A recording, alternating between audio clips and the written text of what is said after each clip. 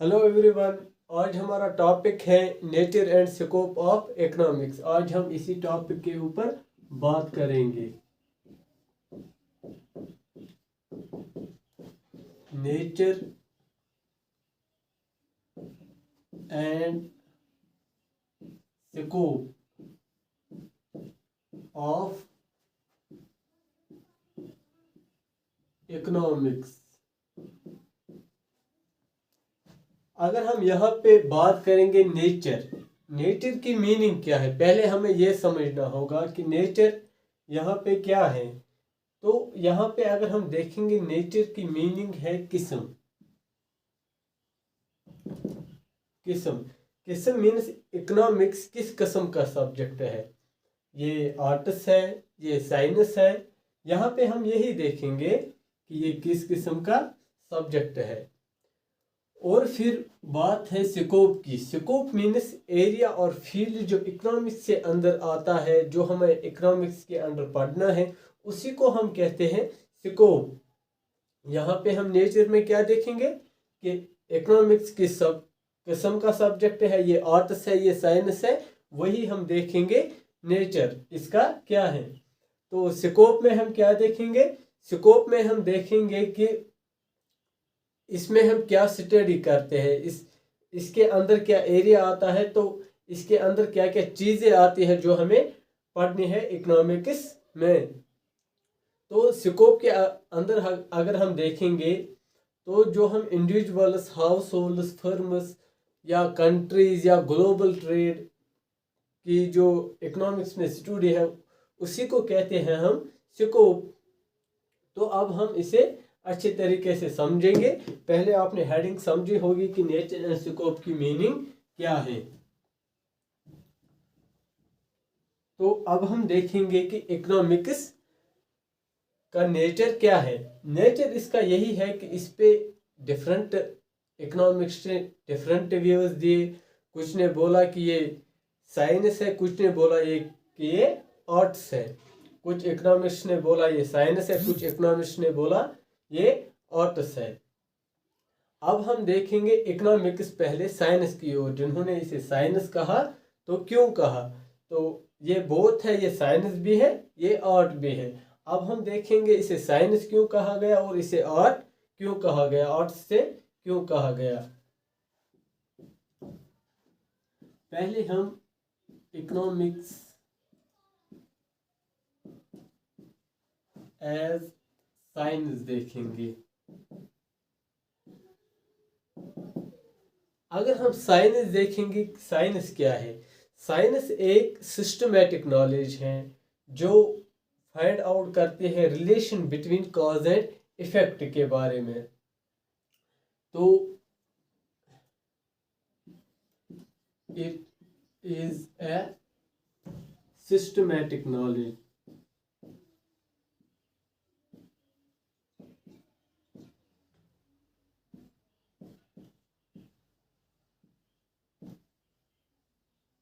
Systematic knowledge, and it finds out the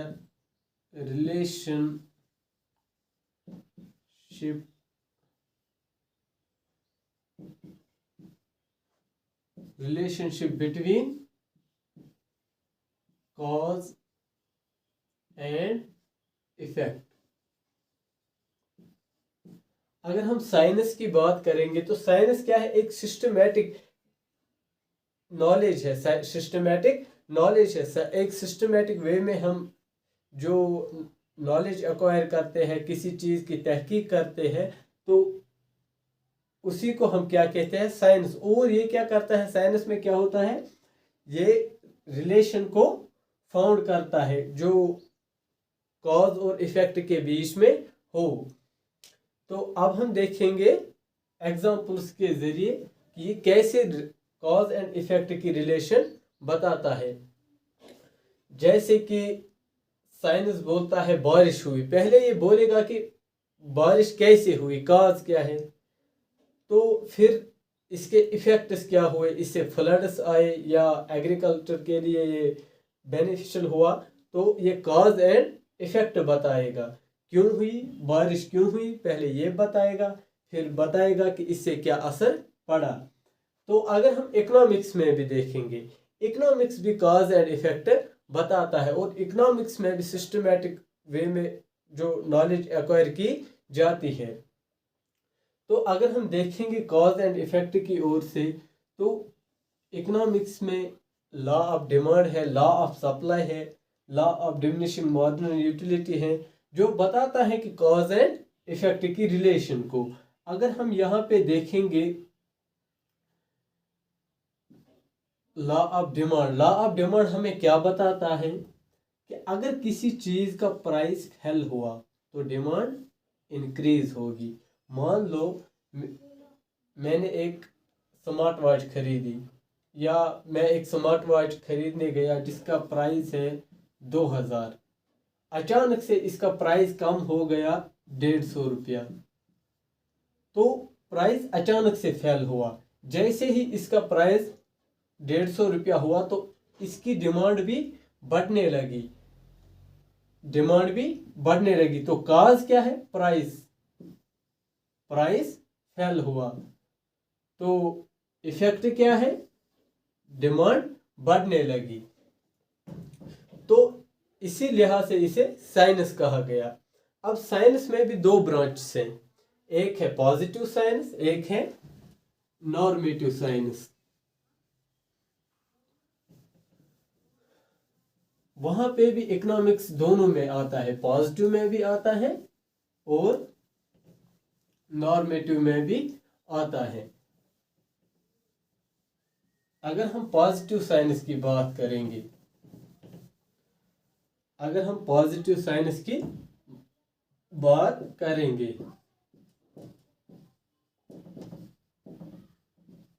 positive science ये किस पे बेस्ड है, positive science it is based on factual knowledge,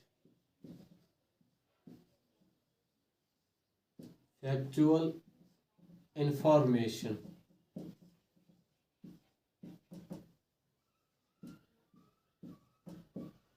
ये factual information पे based है। पॉजिटिव साइंस वो साइंस है जहां हम फैक्चुअल इंफॉर्मेशन बता सकते हैं। फैक्चुअल इंफॉर्मेशन मीन्स मैंने कहा ये चीज हुआ, अगर ये चीज रियल में है तो उसी को हम फैक्चुअल नॉलेज कहते हैं। इकोनॉमिक्स में भी फैक्ट, मैंने कहा इंडिया में 5% पुअर्टी है, तो ये फैक्चुअल नॉलेज है या फैक्चुअल इंफॉर्मेशन है। ये हकीकत में जो ये है वो यही है।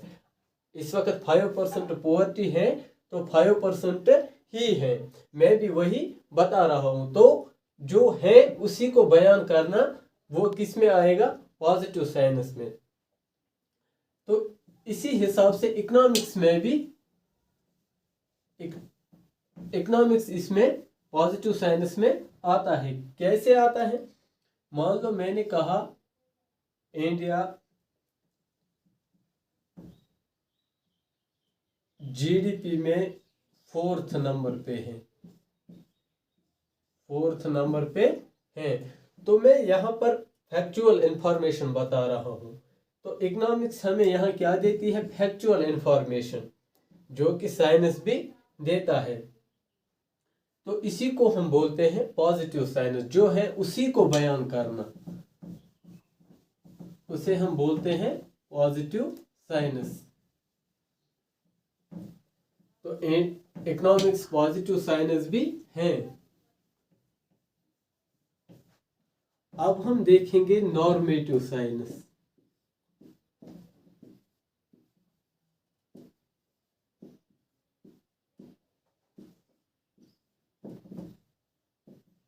नॉर्मेटिव साइंस ये किस पे बेस्ड है,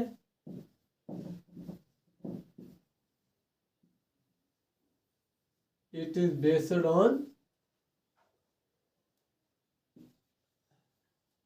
assumption,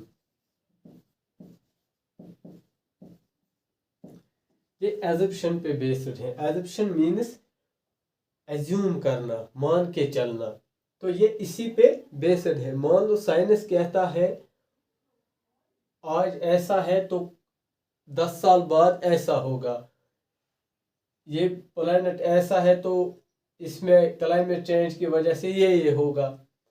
तो यहाँ पे ये एज्यूम किया जाता है, ये होने वाला है, ये हो भी सकता है, नहीं भी हो सकता है, उसी को हम कहते हैं एजप्शन।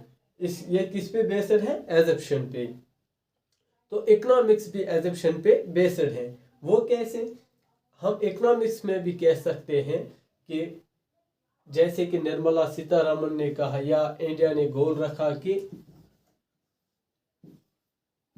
2027 में इंडिया क्या बनेगी? 5 ट्रिलियन इकोनॉमी बनेगी।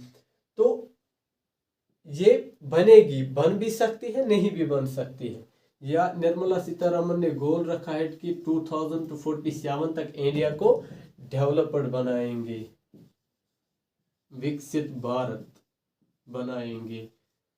तो उसने ये एज्यूम किया है, उन्होंने ये एज्यूम किया है जैसे ग्रोथ हो रही है, रेवेन्यू आ रहा है, पॉलिसीज बनाएंगे इस पे कि हम कैसे इसे अचीव करेंगे। तो ये एज्यूम किया जाता है कि ऐसा होगा। तो इसी को हम कहते हैं नॉर्मेटिव साइंस। इकोनॉमिक्स इस नॉर्मेटिव साइंस में भी आता है। क्यों? क्योंकि इकोनॉमिक्स में भी एजप्शन जैसे कॉन्सेप्ट्स हैं, एजप्शन पे बेस्ड हैं, जैसे कि साइंस भी एजप्शन पे बेस्ड है।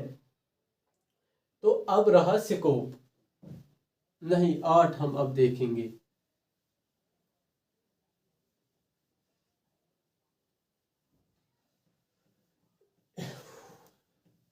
इकोनॉमिक्स को आर्ट क्यों बोला जाता है?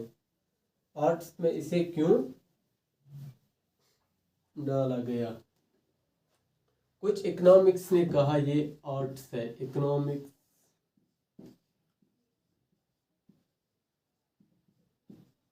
As art. इकोनॉमिक्स को आर्ट्स क्यों कहा गया? पहले हम आर्ट की मीनिंग देखेंगे। आर्ट क्या होता है या आर्ट्स क्या होता है? अगर हम देखेंगे यहाँ पे आर्ट्स की जो मीनिंग है वो है आइडियाज को या फीलिंग्स को एक्सप्रेस करना थ्रू फिजिकल मेथड। अब हम एग्जाम्पल के ज़रिए से ये समझेंगे, उसे बेहतर समझ पाएंगे आप। मान लो मेरे दिमाग में आया कि मुझे अल्लामा इकबाल की पेंटिंग बनानी है, उसकी एक पेंटिंग बनानी है। पहले मेरे दिमाग में क्या आएगा? दिमाग में यही आएगा कि उसकी तस्वीर आएगी, उसे कैसे बनाना है। तो मैं इस पे वर्क करूँगा, मैं कलर्स लूँगा, फिर मैं बनाना शुरू करूँगा। तो जब वो बनेगा तो मैंने जो स्किल्स यूज़ किए, जो मैंने क्रिएटिव स्किल्स यूज़ किए, किस लिए? अपनी इस क्रिएटिव स्किल से मैंने क्या किया? अपने आइडियाज़ को इस क्रिएटिव स्किल्स के थ्रू एक्सप्रेस किया। मैंने एक्सप्रेस किया अपने क्रिएटिव स्किल्स से। मैंने क्या किया? एक्सप्रेस किया अपने आइडियाज़ को, अपनी मेंटालिटी को। तो उसी को हम कहते हैं आर्ट। तो अब देखते हैं इकोनॉमिक्स को आर्ट कैसे है। इकोनॉमिक्स आर्ट कैसे है? देखो, इकोनॉमिक्स इसलिए आर्ट है, मान लो गवर्नमेंट ने कोई पॉलिसी बनाई, हम यही एज्यूम करते हैं कि 2047 तक डेवलप्ड कंट्री बनाना। तो ये कैसे बनेगा? उसके लिए जो इकोनॉमिस्ट्स यूज करेंगे क्रिएटिव स्किल्स को, अपने नॉलेज को, अपने स्किल्स को इस पॉलिसी को चलाने में, तो उसी को बोलते हैं आर्ट। तो इकोनॉमिक्स आर्ट में भी आता है, अब साइंस में भी आता है। अब हम देखेंगे स्कोप ऑफ इकोनॉमिक्स। इकोनॉमिक्स का स्कोप क्या है? अगर हम स्कोप की बात करेंगे, स्कोप मीन्स एरिया और फील्ड।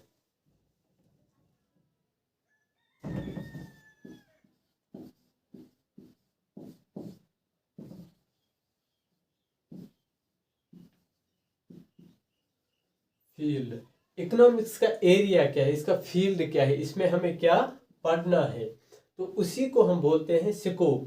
जो हम इंडिविजुअल्स का भी पढ़ते हैं, इसमें आएगा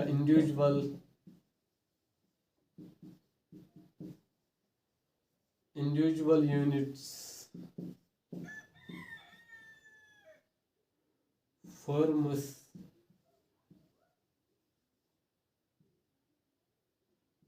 कंट्रीज, इंटरनेशनल ट्रेड,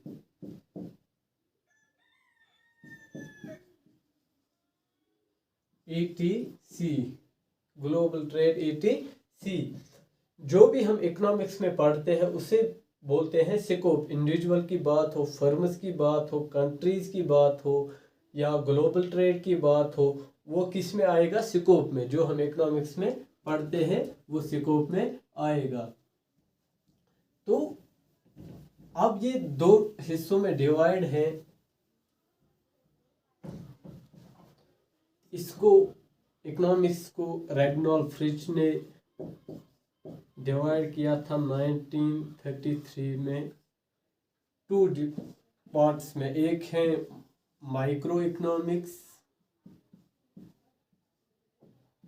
दूसरा है मैक्रो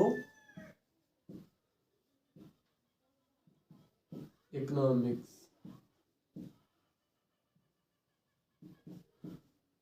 माइक्रो में हम क्या पढ़ते हैं?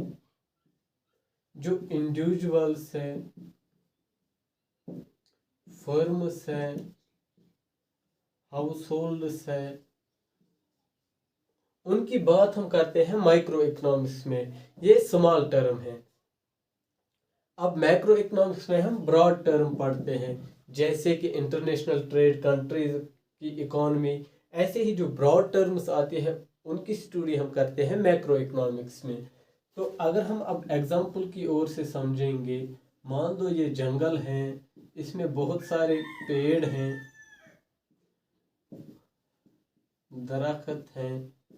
अगर हम किसी एक दरख्त की बात करेंगे या किसी एक दरख्त के एक शौक की बात करेंगे तो वो कहलाएगा माइक्रो इकोनॉमिक्स। अगर हम पूरे जंगल की बात करेंगे तो वो कहलाएगा मैक्रो इकोनॉमिक्स।